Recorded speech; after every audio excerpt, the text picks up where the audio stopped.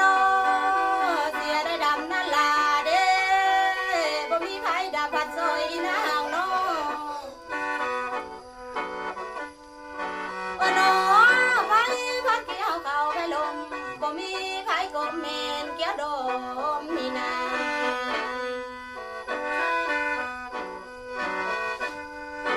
โอ้เด้อนออีลำนี่นามันอยากหมายเมื่อนั้นสร้างเด้ลากสาวคำให้มันหุงสาบ่นอลากสาวคำนี่มันบ่หุงดังวัดไฟเด้มันบ่ใส่ดังแก้วอีนางลาบ่ตามมานี่นาโอ้ยโอ้ยโอ้ยนอโอ้เด้อนออันทางโลดเอ้ยเพิ่นกะเพียนเด้อันทางเกียนเพิ่นกะเศร้าผู้ฟังเอ้ยโอ้นอลาคาบ้านเพิ่นเด้นให้อันไปป้าหุงกะใจนี่แล้วเอ้ยเด้อเจ้าก็มาเด้อนอมากินข้าวห่วมผ้าคอยบ่มากินปลาน้อห่วมผักถวยมากินกล้วยแม่นหัวพี่นี่นาอ้ายเอ้ยมาอาบน้ำแม่นหัวนามาอาบน้ำแม่นหัวบังคอยแล้วโอ้หนอเจ้าได้มาฟังคำย่อบ่เฮิงปานใดเจ้าจังเต่าเมื่อน้ออ้ายเอ้ยเจ้ามาฟังคำให้ย่ออ้ายเอ้ยอันนั้นจังเต่าเมื่อนี่แล้วโอ้ยโอ้ยโอ้ยน้องานนี้แล้วเหนือไปแห้งน้องอันให้เด้น้ำไปไหลไตขี้ผู้ฟังเอ้ยโอ้หนอเรือพะแนงน้องให้บ่สิน้ำพี่หาดงเฮวผู้ฟังเอ้ยโอ้ได้หนอนางได้ตกปากได้ให้สิน้ำเจ้าผู้บ่ตายนี่แล้วโอ้หนออยากมาเมียแปวสู้บ่บ่อีดูนอนพะอยู่ผู้ฟังเอ้ยไอ้ได้ยำข้าวไข่ไผสิจ่ายข้าวปนอันนอนน้ำแม่นเธอกินนี่นาโอ้ยโอ้ยโอ้ยน้อโอ้ได้น้อเจ้าหูนอนไหนให้มุงอันยุงกินแล้วคือใบจ่อยแท้บ่โอ้น้ออีลำนี่มันได้นอนน้อยมุงหายุงดันก็บ่มีนี่แล้วโอ้ได้น้อท่านผู้ฟังเอ้ยโอ้น้อเสียงพลังนี่นะเสียงนั้นลำแม่ล้วนผู้ฟังเอ้ยโอ้ได้น้อกินน้ำพรหลายพันหมอเสียงคอคอยกะลาคอ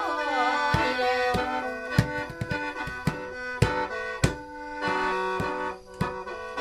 โอ้น้อท่านผู้ฟังเอ้ยใครได้ฟังรับคอยเด้ก็พันยืนยาวให้มันสิพันปีจะเป็นป่วยซาเด้อ